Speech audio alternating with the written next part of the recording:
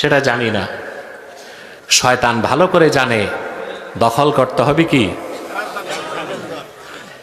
আল্লাহর হাবিব ইরশাদ করেছেন,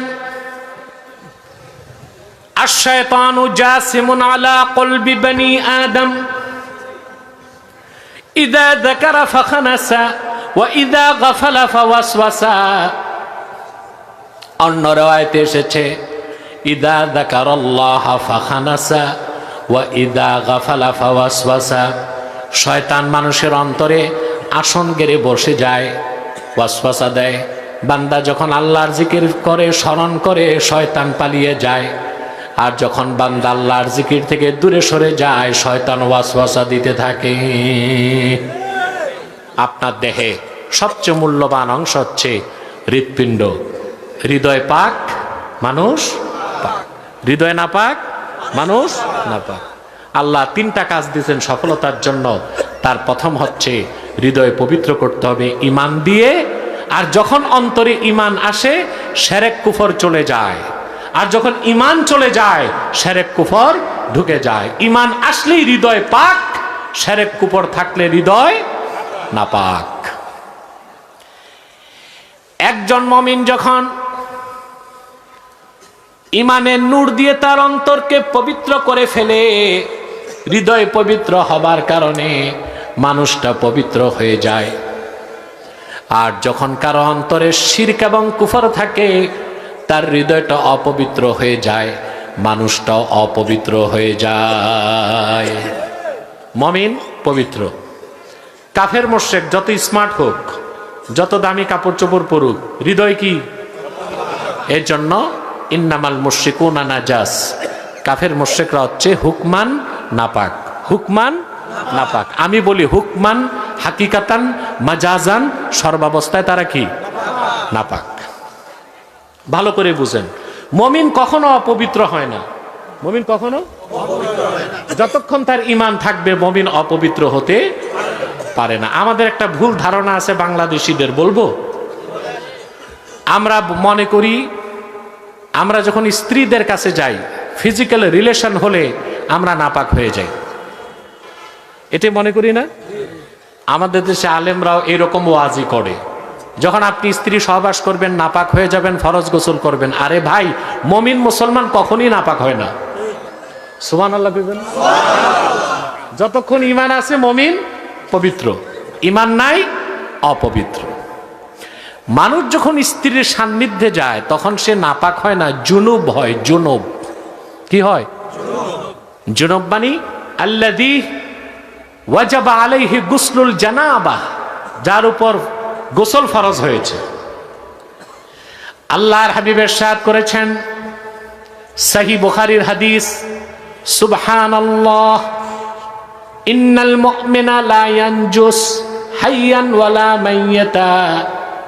সুবহানাল্লাহ, মুমিন কখনো নাপাক হয় না।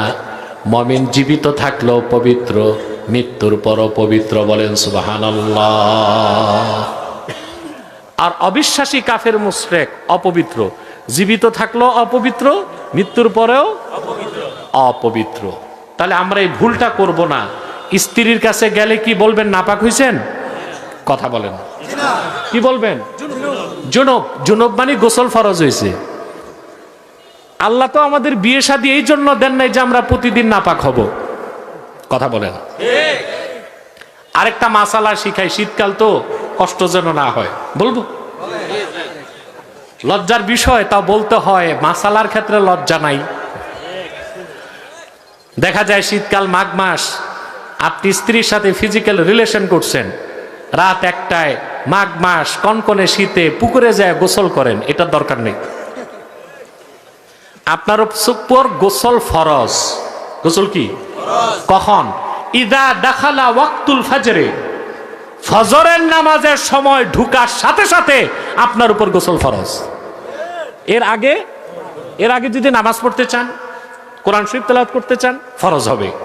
আর যদি আপনি ঘুমায় যান, আপনার কোনো গুনাহ হবে না। ঠিক ফজরের ওক্ত প্রবেশ করলে আপনার উপর তখন গোসল ফরজ হবে নামাজ পড়ার জন্য। অনেকে সুফি দরবেশ, পড়া নাই লেখা নাই, শীতকালে কনকনে শীতে 12টা 1টায় পুকুরে যেয়ে গোসল করে। এইরকম কষ্ট পাওয়ার পর ভয় থেকেও 7 দিন স্ত্রীর কাছে যাবে না। ইসলাম খুব সহজ, খুব সহজ। সুবহানাল্লাহি বিহামদি। কথা বুঝতেছেন? তাহলে মুমিন কখনো না পাক হয় না। দিল পাক, মুমিন পাক। দিল না পাক, মুমিন না পাক। আল্লাহ রাব্বুল আলামিন সে অন্তর পবিত্রের কথাই বলেছেন। অন্তর পবিত্র হয় ঈমান দিয়ে। ঈমান যখন চলে আসে, শিরক আর কুফর দূর হয়ে যায়।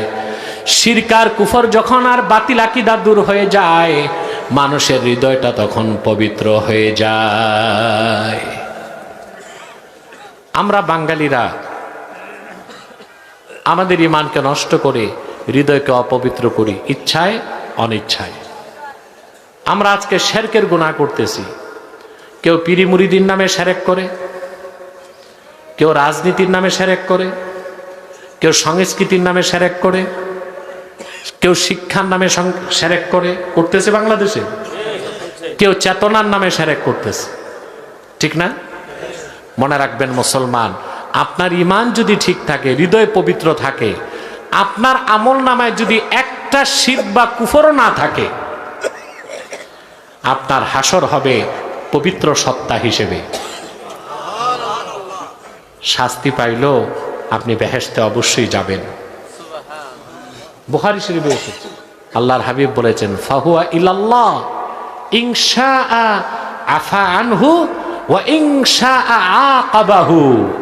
আমার উম্মত যত বড় গুনাহগার হোক, যদি তার ঈমান ঠিক থাকে, ইচ্ছে করলে আল্লাহ বিনা তওবাতে তার মৃত্যু হলো মাফ করে দিতে পারেন।